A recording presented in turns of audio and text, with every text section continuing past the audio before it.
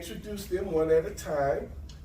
We were going to have them coming out to their theme music, but they already sat down. So Emil was really upset because he was going to be coming and doing this little thing.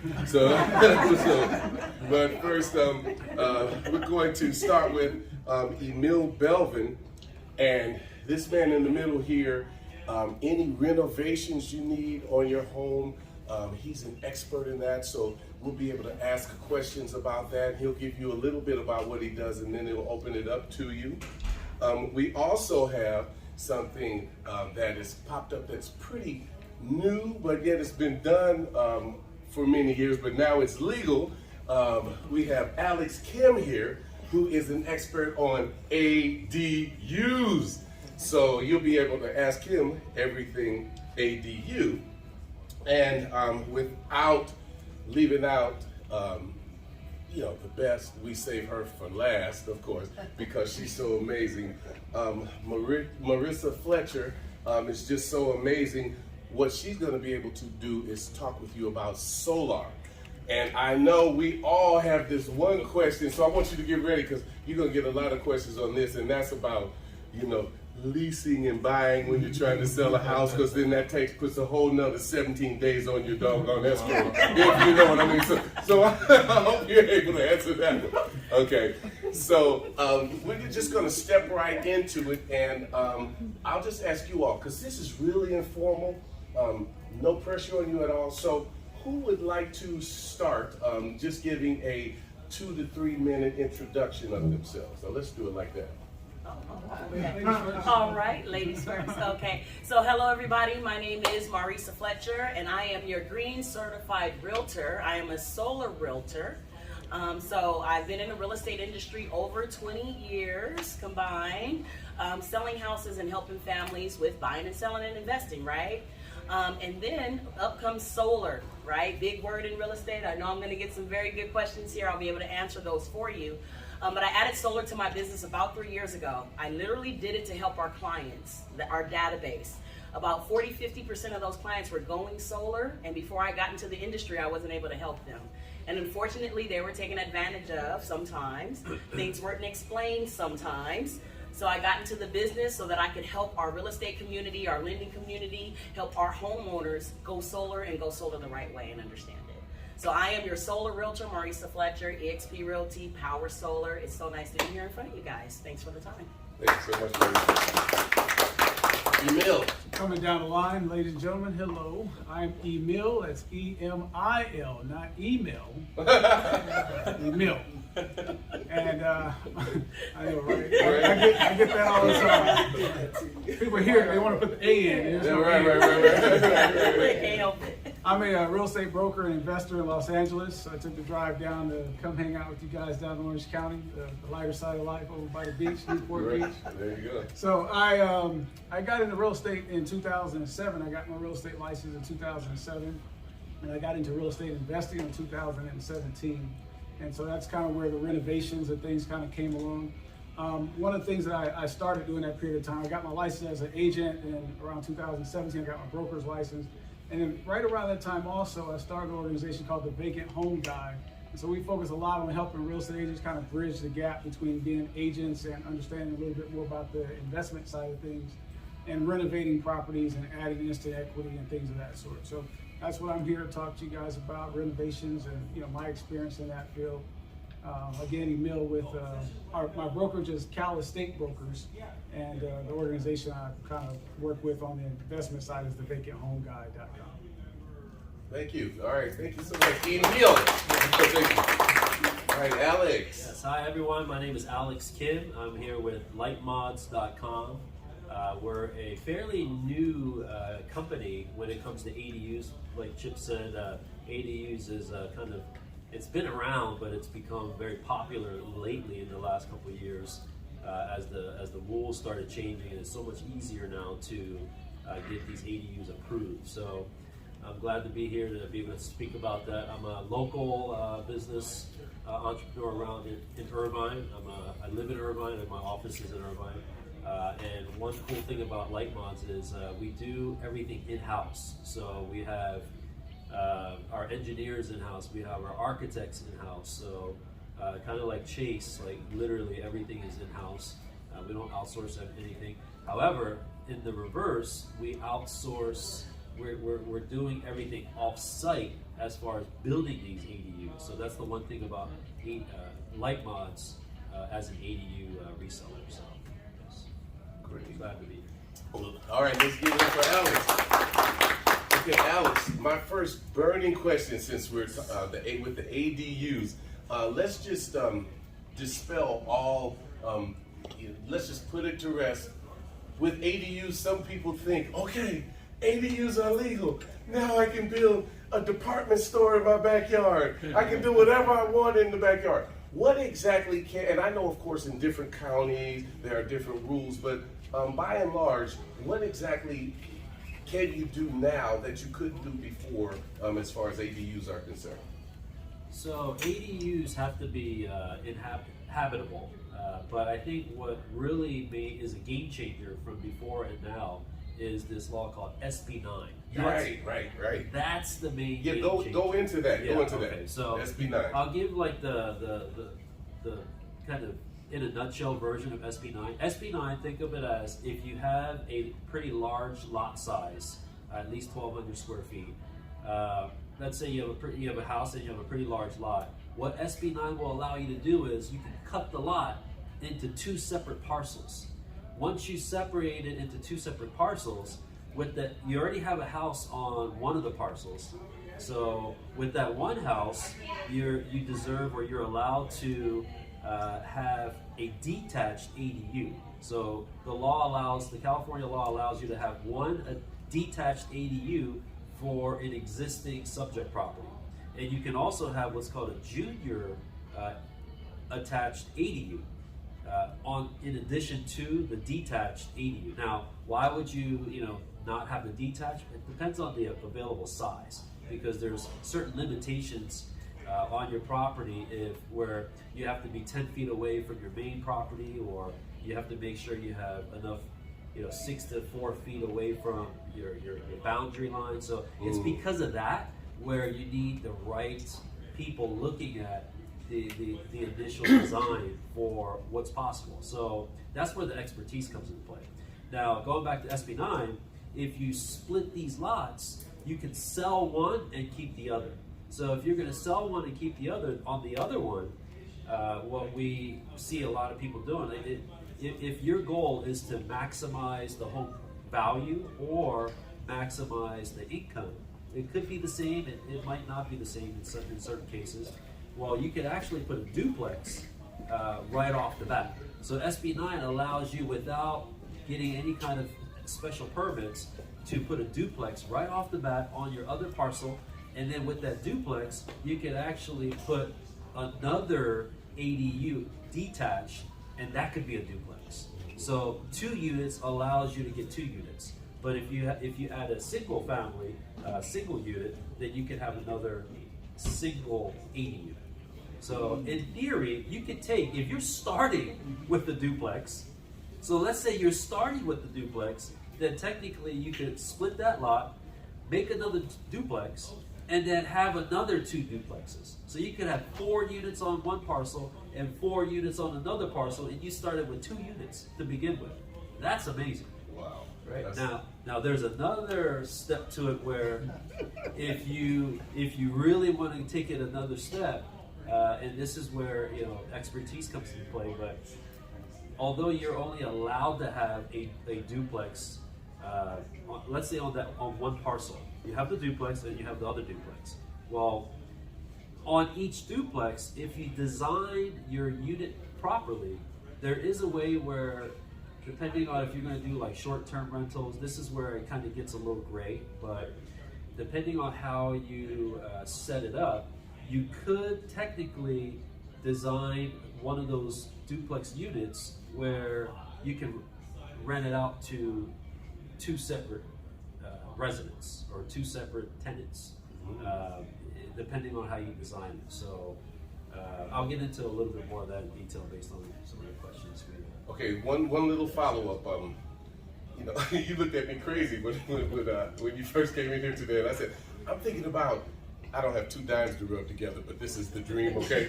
I'm a pickleball enthusiast, so I want to get an indoor pickleball court. I was wondering, could that be an ADU? And Alex looked at me like, but anyway, so we know as realtors and brokers that for a bedroom, something to be considered a bedroom, it has to have a closet.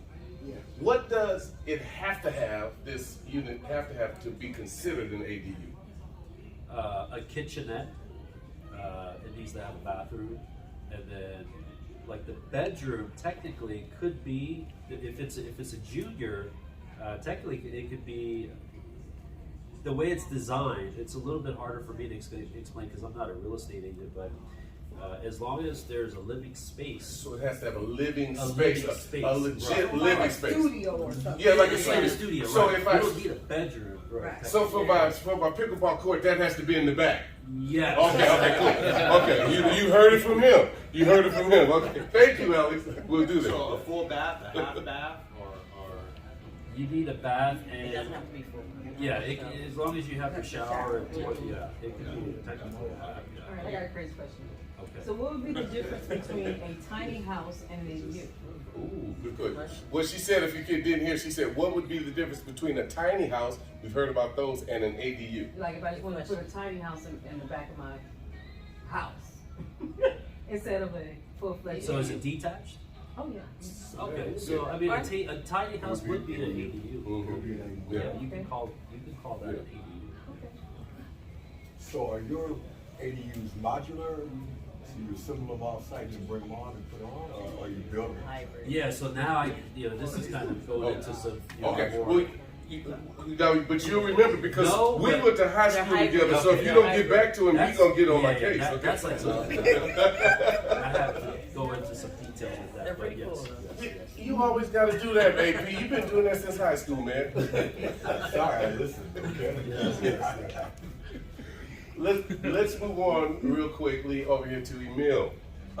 Emil, with the renovations that you do, like what are the 5 top renovations that are asked for in homes? So the most common things people want to have done, Mhm. were definitely kitchens. I mean, kitchens, bring a lot of appeal. And Oh, that- yeah, I'm sorry to interrupt you. And as you're answering, remember I'm talking about to add value to the home for sure. people's, for their equity, okay? So equity, definitely you want to make sure the kitchen. Now, the kitchen more so is an appeal factor, because that's going to be different from everyone. Somebody wants subway tile, somebody wants quartz, somebody wants marble, somebody wants, it's all over the place. So the kitchen definitely you want to do. Bathrooms are a must as well. But if you have the chance, this is one of the things that I've been able to do on the last 2 that I've worked on, is we've been able to kind of reconfigure the floor plan to add a bedroom. So that adds a lot of value. That's probably where you get the most value out of the property, by adding like for instance, I'll give you an example. They have the last 2 properties were craftsman style, and they had a formal dining area. So this formal dining area, I mean, we all eating in the car, we're, eating in the room, eating on the couch. Right. So do we really need a formal dining area other than for Thanksgiving? Right. Yeah. So based on that, I said, hey, we get a lot more value if we take this 3-bedroom and make it a 4-bedroom by closing this up and changing this configuration. So that's definitely something that adds a lot. And that makes it a downstairs bedroom too. Yeah, so that's really great. You Yeah. can do it like that. Right. So that's, I would say, kitchens are good just for aesthetics, bathrooms as well, but you're adding value whenever you can reconfigure and kind of create another bedroom. If you gotta do an addition, you gotta get something permitted and things like that. That can eat up cost a little bit, which is a little different than just reconfiguring. Okay, let me ask you this. Is there a big no-no that people do going overboard where they're spending way too much money on this and they'll never get their value back? Is there one thing or is or a lot? You say that, and I think of a client, and she had a property in Riverside, and it's like she was doing it to sell it. She was renovating to sell, but then she kept putting additions on to the renovation as if she's going to live there. And I mean, they were so over budget. They ended up selling the project uncompleted to an investor. Wow. So yeah, you have to be mindful. Like, you're not going to live there. So, Yeah. and you can do all of that. You can put your quartz in and this and it, and then somebody just tear it right out because that's not what they like. Yeah. You know, I don't like this. I don't like the way they did it. So you just have to be mindful not to put too Right. much in. So if you're going to spend a lot of money, make sure it's for you to Oh, live there and definitely. get that out. Okay. I wouldn't put you know, special touches on it and a lot of money in if I'm not gonna live there. Right. Thank you so much. Thank you, man. I got a question. Yeah, of course. Okay, so you know how in Los Angeles they have a lot of homes that are like 3 bedrooms, 1 bath. Is it hard to add another bathroom to those homes that are like 1940, 1950, or just period? Whenever there's an opportunity, so whenever there's something like that, 3 bedroom, 1 bath, I'm looking for closets now. I'm looking to see like what's the closet space, because a lot of times the closets can if you were able to get rid of a closet and maybe take up a little bit more in a room, then you can create that half bath or a 3/4 bath. You may not be able to do a full, but you should be able to get another toilet and sink in there, and I mean that adds value as well. I have a question about utility. Would there be a single separate meters or only one master meters for all utilities? On renovation or for For ADU? the additional dwelling unit? Oh, for the For ADU. ADU. So for an ADU, you actually get your separate address, and the utilities are separate, except the water is the same if it's an ADU. However, SB9, you get a completely different parcel, so that's completely separate. You can sell that off. But if it's just one plot and you're adding an ADU, that tenant, you can rent it out, and that tenant will have their own address, but it's still one property. Is it easy to get permit to build like that?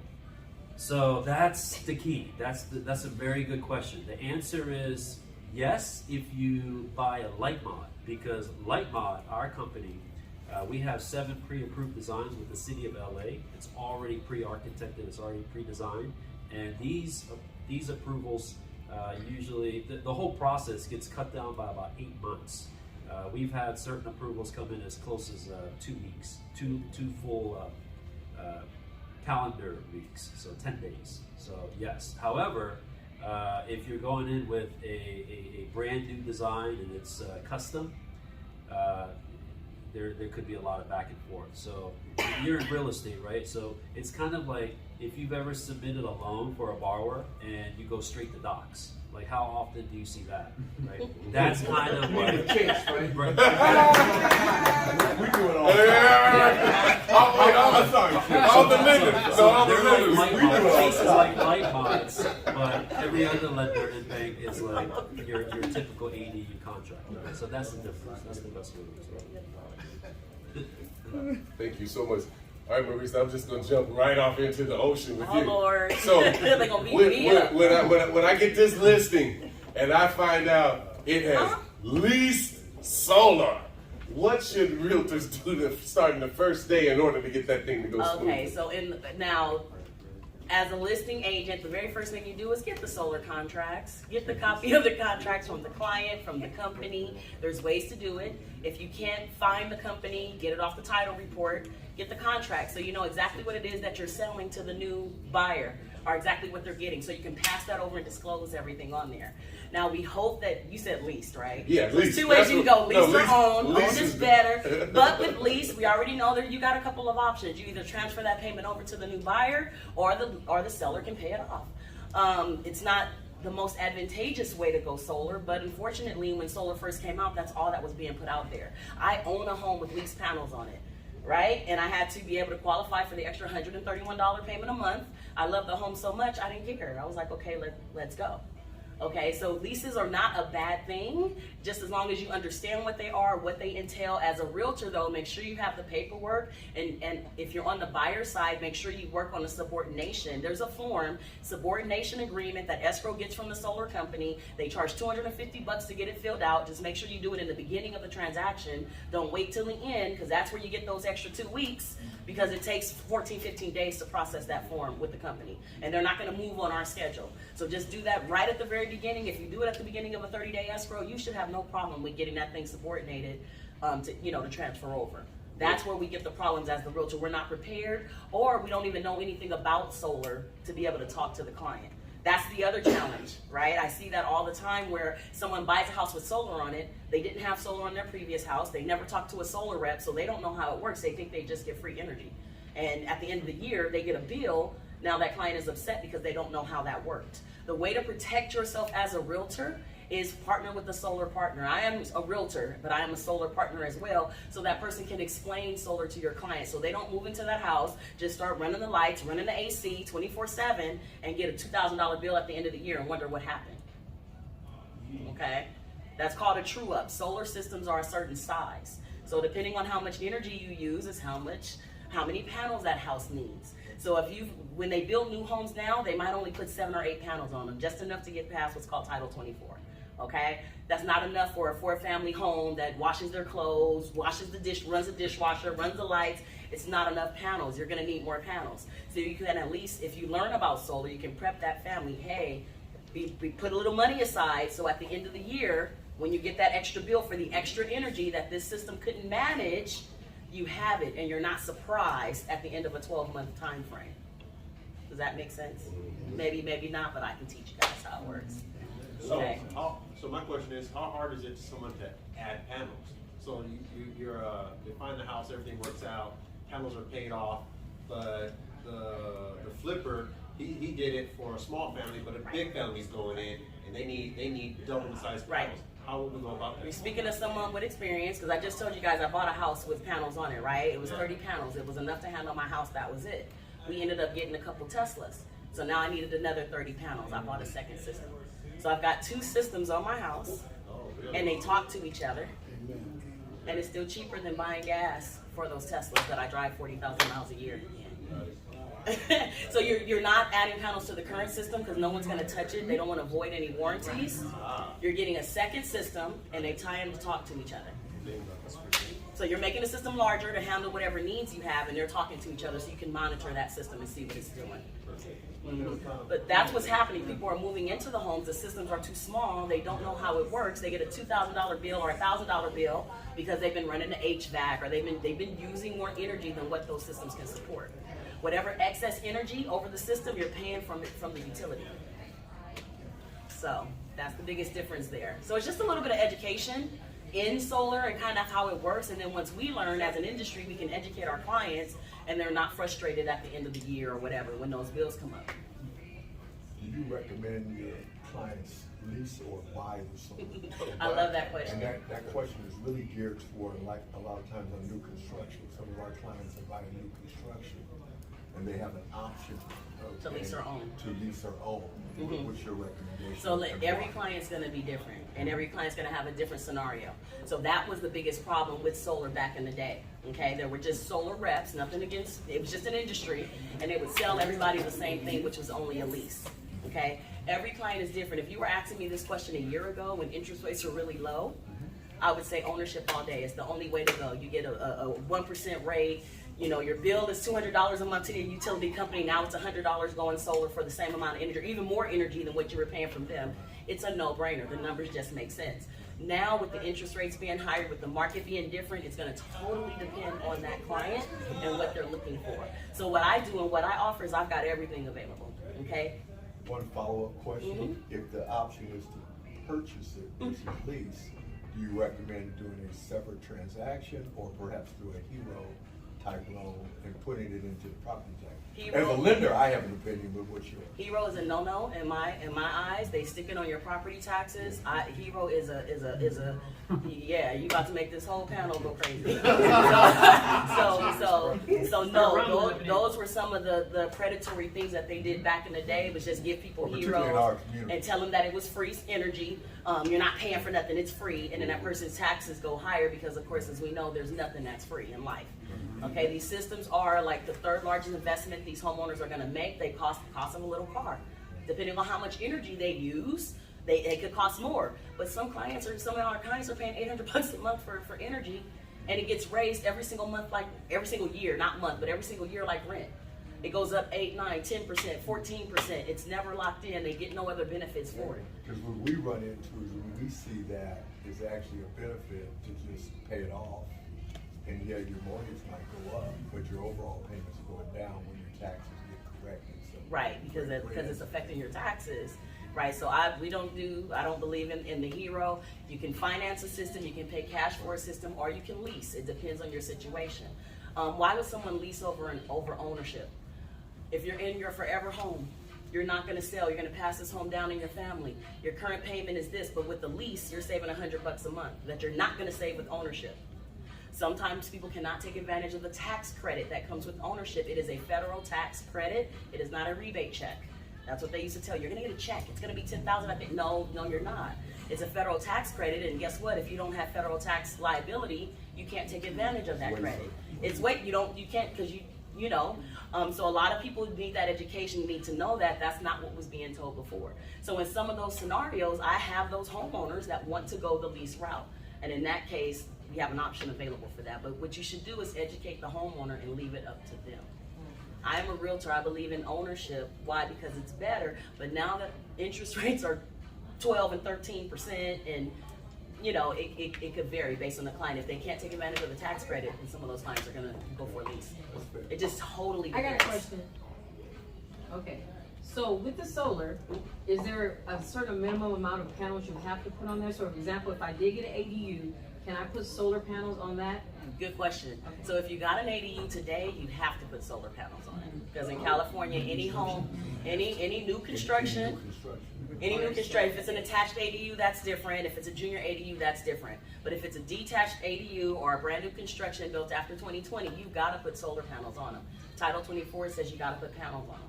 So what new builders are gonna do is they're gonna put on 8, 9 panels, the minimum number of panels that a family would need, and it's usually not gonna cover a whole family. If you got a 3,000 square foot home, 8 panels is not enough. Okay, my home had 30 on it, and then I added another 30. So yes, the answer to that is yes, you do have to get a minimum number of panels when you do an ADU. Kind of dovetailing off of Marissa's question, and this is probably for Emil, what if you're doing substantial rehab or adding on? Is there a point by which you have to do, you're adding enough or doing enough where you do panels? You mean, when you say have to, you mean legally, to be up to code? Okay. Depending on what if you're physically adding on square footage, is there a trick point along the line where you now have to do solar as if you were building something new? My answer to that is I've had limited experience with solar, but I'll tell you what I have experienced. In regard to, like was just mentioned, if it's new, like ground up construction, then of course you have to add your panels. And then of course helping buyers, sellers who were selling, they were leasing their panels. So in LA, we're not doing a lot, I don't see a lot of solar. I would say probably, 5% maybe.